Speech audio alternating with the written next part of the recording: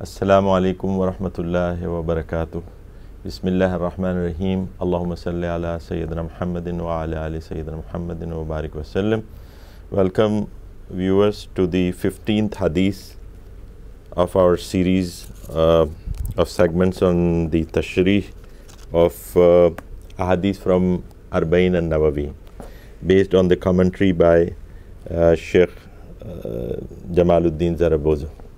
I will recite the hadith for you first. Bismillah ar-Rahman ar-Rahim. An Abi Hurayrata radiyallahu anhu anna Rasulullah sallallahu alayhi wa sallam qaal man kana yu'minu billahi wal yawmil akhiri falyaqul khayran aw liyasmut wa man kana yu'minu billahi wal yawmil akhiri فَلْيُكْرِمْ جَارِهُ وَمَنْ كَانَ يُؤْمِنُ بِاللَّهِ وَالْيَوْمِ الْآخِرِ فَلْيُكْرِمْ ضَيِّفَهُ. Rawahu al-Bukhari wa Muslim. The translation of this hadith: on the authority of Abu Huraira, may Allah be pleased with him, the Messenger of Allah, peace and blessings of Allah be upon him, said, whoever believes in Allah and the last day should speak good things or keep silent. Whoever believes in Allah and the last day should be courteous and gracious to his neighbor. Whoever believes in Allah and the last day should be courteous and gracious to his traveling visitor. Recorded by Al-Bukhari and Muslim. This is very important hadith of Rasulullah sallallahu alaihi wasallam with respect to the mannerism in Islam. There are a few more hadiths that we have been dealing with in the last few segments, but this is the one which is also very important. Let's first talk about the link between al-Iman and the amal, or the beliefs and the acts or actions. So there is a link between Iman and Amal. What is in your heart comes out as your deeds. That is established fact. It is not possible that somebody is keeping in his heart the Iman of bad quality and his Amal are of good quality. It is not possible. And on the contrary, on the other hand, if the heart is pure and full with a perfect Iman, then the kind of deeds expected from such person are good and high quality deeds. So that is the emphasis that Prophet ﷺ in this hadith, you see 3 times he repeated the same sentence in which he said that whoever believes in Allah and the last day, and then he gives the set of amals, and then he says the same thing again, whoever believes in Allah and the last day, and give another set of amals, and then the third time he said whoever believes in Allah and his Prophet, and give the third set of amals. So there is a link. He is clearly establishing a link between Iman and Amal. So whatever the condition of one's heart is, automatically it is the Amal, the good deed are going to come out of it. So it is kind of a tool for somebody to analyze his own self, and one should do it often, that if he is falling behind in good amals, or the quality of his amal, he realized that this is not up to the level that they should be. It is an indication that there is some problem with his heart, with the Iman on Allah and Iman al-Akhirah. So Allah and Akhirah, why we do these amal? This is kind of a trade that we are doing. We are doing amal for the sake of getting reward from Allah subhanahu wa ta'ala. So here the 2 things mentioned is one who is going to give the reward, that is Allah. So if one has the belief in him, then the amal will come. The second is when and how he is going to get the reward of these amal or these deeds that he is doing. That is related to the belief in al-akhirah, that one believes in the last day, that if no matter what, if he doesn't get the reward in this world, for many things he will, But if there is something remaining that he didn't get it, he's going to get it in the end.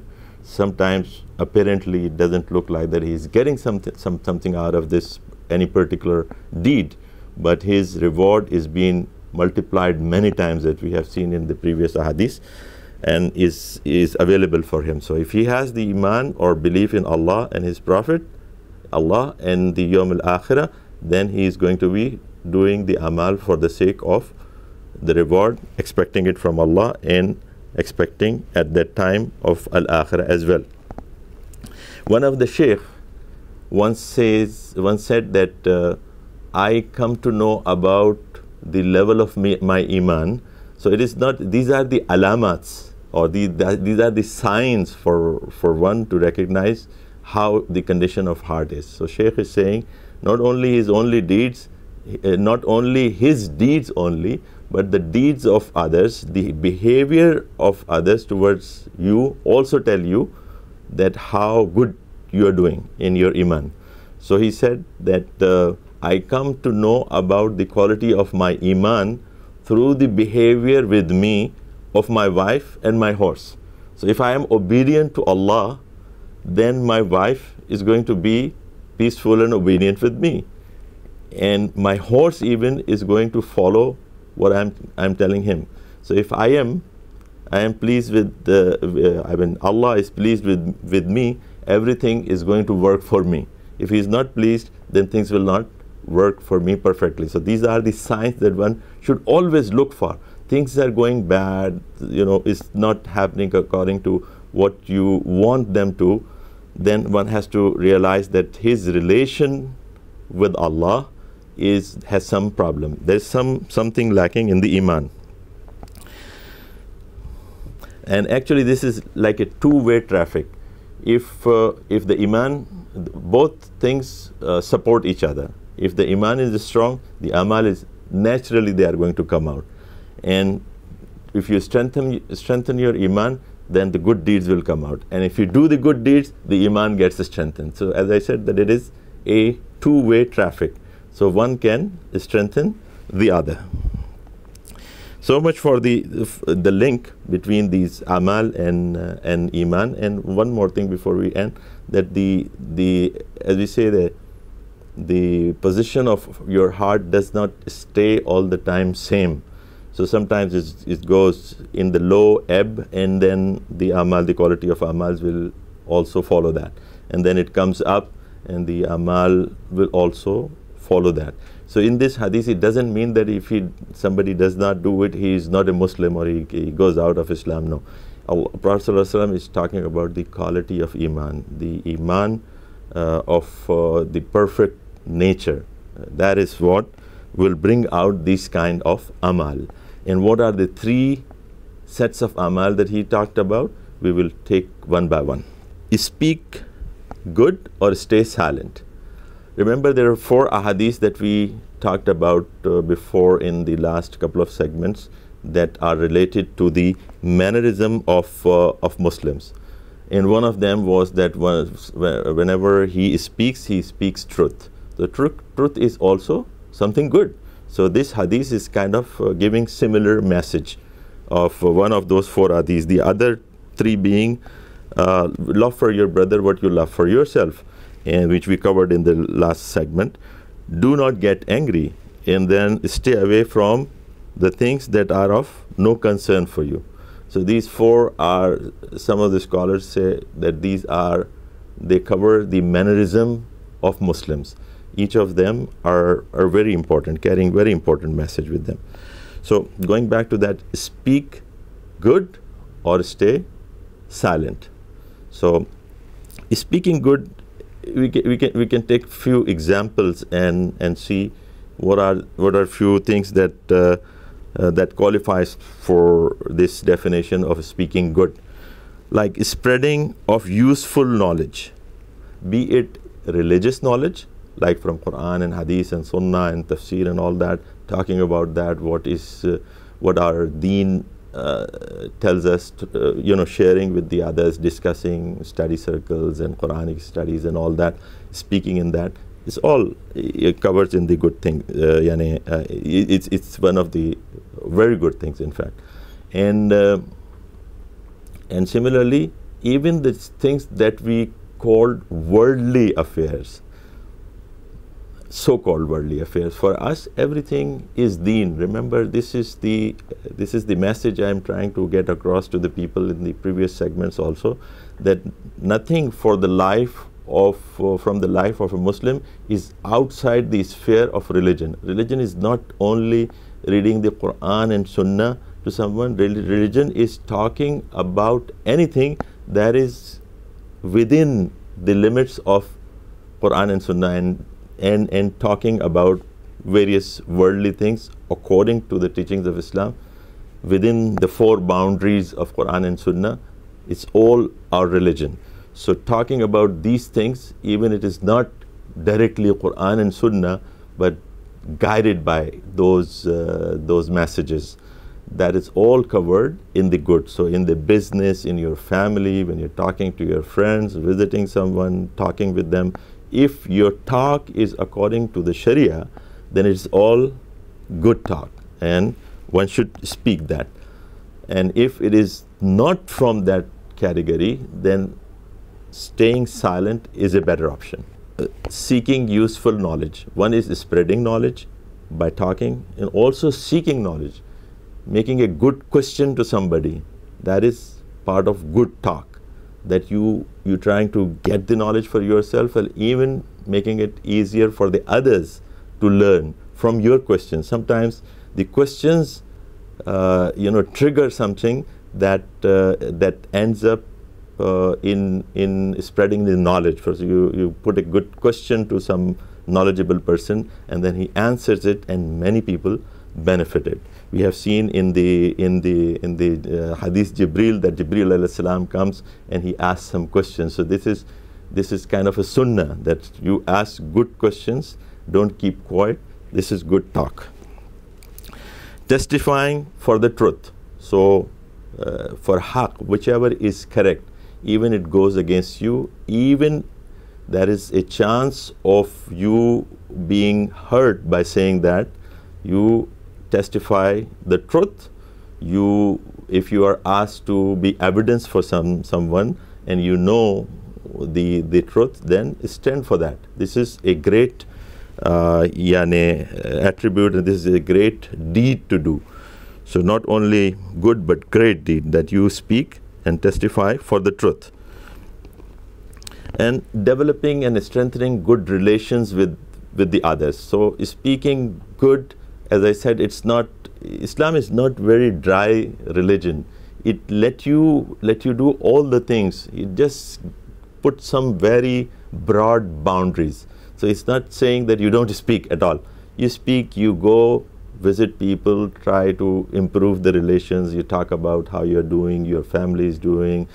Nasiha, always thinking of good about the others. And with this spirit, when we talk, it goes in the good talk. Now let's talk about some of the examples of bad talk. So as we said, that sometimes when you come to know the opposite of something, you understand it better. So in the bad talks, for example, backbiting is one of the worst thing, that you talk about someone in bad words in his absence, that if he listens to that, what you're talking about him, he will be unpleased and he will be unhappy. So this is, and according to Hadith, it is, as if you are eating the flesh of your dead brother. Very bad example for such talk. Ridiculing, cursing, using harsh and inappropriate words that would hurt the others.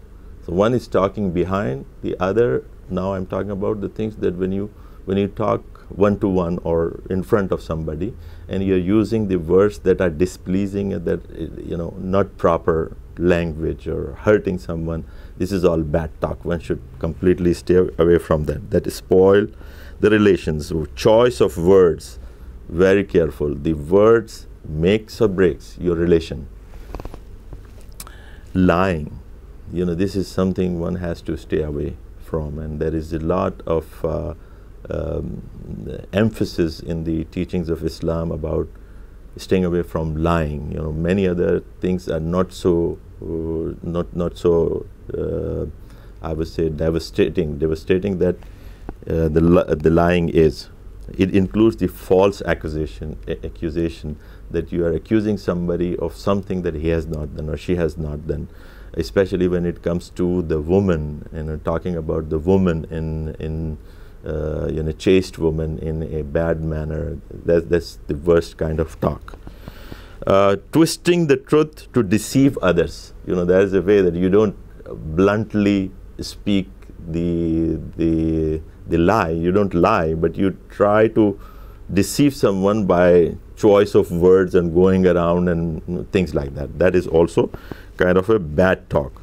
Spreading the hearsay without any evidence. You heard from someone something and then you started spreading the things there. If you one should go and study Surah Al-Hujurat. All of these are covered in that surah. Gives very good instructions to the Muslims about how to behave with each other. So without evidence, spreading the things is very dangerous, and one should try all in one's ability to stay away from that and confirm something before moving the words around. It includes saying the words in the name of Prophet sallallahu alaihi wasallam. This is the worst thing, that you say something and attribute it to Prophet sallallahu alaihi wasallam, the words that he has not said, and say this is the hadith of Rasulullah sallallahu alaihi wasallam. This is very bad. And Prophet sallallahu alaihi wasallam said, whoever attributes something to me which I have not said, then he should see his seat in the hellfire. So speaking bad, these were the examples. Now come to something which is quite common actually in our talking, which is neither bad nor good. So that is, if you remember the hadith, few hadiths back in the segment we covered, that the perfection of Iman is linked or related to avoiding the things that are of no concern to you. Like in that category, the worst thing is to talking about matters of the others, personal matters of the others that has no concern with you. Going into trying to talk with other people about a third person, or trying to talk about the private lives of the others. This is one of the examples of such. It may not be completely wrong, but it has no concern with you, so why to talk about it? And the one who is careful about his akhirah, he knows that the lifespan and the time he has is very short. He has no time for those things. He has to do a lot of things that will benefit him, that will be good for his akhirah, because he said that Rasul said, the one who believes in Allah and the last day. So one who is believing in the last day will not waste his time doing all these things. Jokes of no value, that also comes. It's not that Prophet ﷺ used to joke, but even in the jokes he will never lie, right? So this is one qualification. If you want to joke, there's no problem in that. Be joyful, and people would like to smile, and so people like to speak the words that are pleasing for the others. But there are some boundaries, as I said, that you first of all, no lies in that. For the sake of making joke, you make lies, or you're making joke in which you are actually ridiculing somebody. It's not a good habit actually. It's very bad. Talking about your leaders and some of the people who had your affairs in their control, like they are in high positions, and talking bad about them without any evidence, all that is one should stay from all that. So we covered this very well, that talking only the good things and keeping quiet otherwise. So if you don't have anything to talk, it's better to stay silent. It is a sign of wisdom. One stays quiet listens, absorbs, and talk when it is required, and he only talks good. Okay, let's come back once more to those repeated words that Allah's Prophet repeatedly said, whoever believes in Allah and the last day should do these things. And he, as I said, that he established a very good relation between amal and your iman, deeds and your belief. Note, it is difficult to control one's tongue, and one has to repeatedly analyze his speech to keep it according to the standards. So it is very difficult, sometimes you in the flow of, for example, joking and all that, you go into the areas which are not permissible areas to go in and talk about. So controlling your tongue is a big matter, and this is the tongue who is going to take somebody in a wrong direction, maybe towards the hellfire, and he would not know. So one has to repeatedly analyze it, that how my talk is. First weigh what you're talking and then talk. It is very difficult to repair the damage that is caused by some words. So words are very important. Choice of words is very important. Okay, now the second category of deeds that Prophet ﷺ is talking about, being generous and courteous to the neighbor. Now, let's see, there is a different opinion about what is, say neighbor, what qualifies for a neighbor.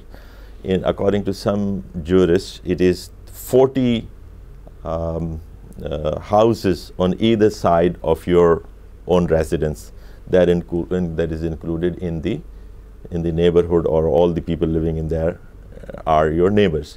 And some other opinion is that the one who share the wall, I mean the next door to you on both sides and the back, and some include the house which is in front across maybe from a street. All that 4 houses or 5 houses are considered your neighbors. These are different opinions. And then there was a Sheikh Zarabozo mentioned one of the scholars who did some research on that, and his name is Abdurrahman Fai, and he found out in the end that many of these opinions are not really based on, in some cases they are not very authentic hadiths that are used to form these opinions. So his own opinion in the end is that the Sharia did not lay down any strict definition for exactly is or is not a neighbor. This is why there are so many varied opinions on the definition of neighbors. So he's saying that according to Sharia there is no such any particular definition with authenticity that one can make an opinion about that. This is why there are so many varied opinions. In cases like that, then the final decision is based on the language and custom of an area where people think of a bigger chunk of houses to be neighbors. It's based on custom according to him. Who is considered a neighbor according to a people's language and custom is a neighbor. Who is not such considered a neighbor is not a neighbor. So this is his opinion. But anyway, the people who are close to you, some of the people also have the opinion that those who are sharing the same mosque, this is one of the opinion, that the people of a neighborhood going to the same mosque for prayer, they are included in your neighbors. I don't have to go into using my own words to talk about the rights of neighbors, to talk about the being courteous and generous to your neighbors, because there's so many hadiths of Rasulullah sallallahu alaihi wasallam, and I will read just few of them for you, and then we will move to the next part. As I said, that there are so many things. Even Prophet sallallahu alaihi wasallam is saying there are so much about it. In the first one, he is saying, Jibreel came advising me concerning the neighbor to the point that I thought he would inherit That means this is recorded by Bukhari and Muslim, Sahihain, that he is saying that he talked about the neighbors so much that he started thinking that they will have a share in the virasa, or in the inheritance as well. So that is the status of a neighbor. And whosoever believes in Allah and the last day should not harm his neighbor. So that's another hadith of Rasulullah sallallahu alaihi wasallam. One is talking about being gracious and being courteous to one, and also this one is talking about not harming. That means, disturbing him, playing loud music or something which is not disturbing the neighbors. So things like that, or your children are playing around, that is sometimes cause anxiety to your neighbors. Some of your neighbors don't like it, and they'll maybe time of their rest and all that. So not harming the neighbors in any way. Another hadith of Prophet ﷺ, the Prophet ﷺ said that by Allah he is not a believer, by Allah he is not a believer, by Allah he is not a believer. He said 3 times, and then he said, it was said to him, what is that? And then somebody asked, who is that? Who you are talking about who is not a believer? O Messenger of Allah, peace be upon him. He said, the one from whose affairs the neighbor is not safe. That means he is doing something that is harming the neighbors, or that is taking away his rights, or disturbing him, as I said, in any way, is throwing some things out in the garbage that will not be very pleasing for the neighbor, or things like that. So anyway, if the affairs of a person is from which a neighbor is not safe, then Prophet ﷺ is even saying he is not a believer. So very strong words of Prophet ﷺ.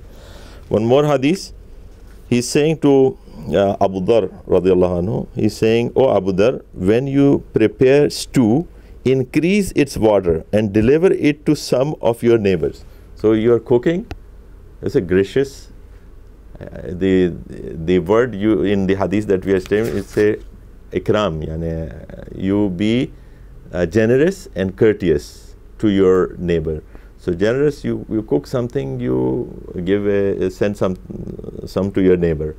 Is Allah Prophet ﷺ saying to Abu Dhar that even if you don't have enough, just put some more water, eat a little for yourself and little for your neighbor. So share with your neighbors what you are cooking. That is the advice of Prophet ﷺ. Sending gifts to the neighbor, when you come from somewhere, bring something, then give something to your neighbor as well, as you to their children, give some gifts to their children as you are worrying about your own children, all that.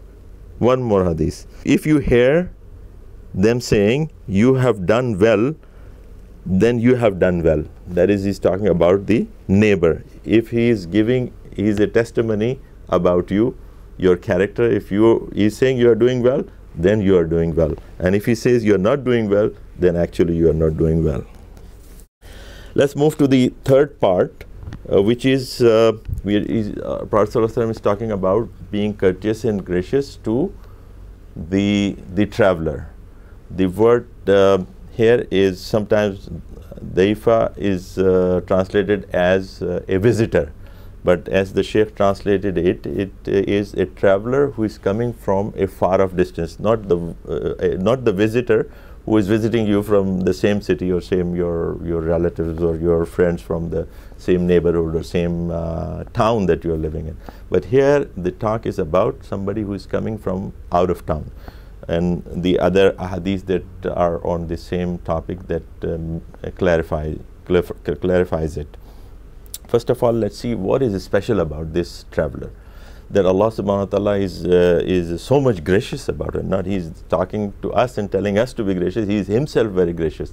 What he did, he first of all, the salat, it is halved for him, because Allah knows that in the traveling, a person is stressed, he's away from his location, his home, and he has so many worries, may have some worries, and he's tense, and things like that.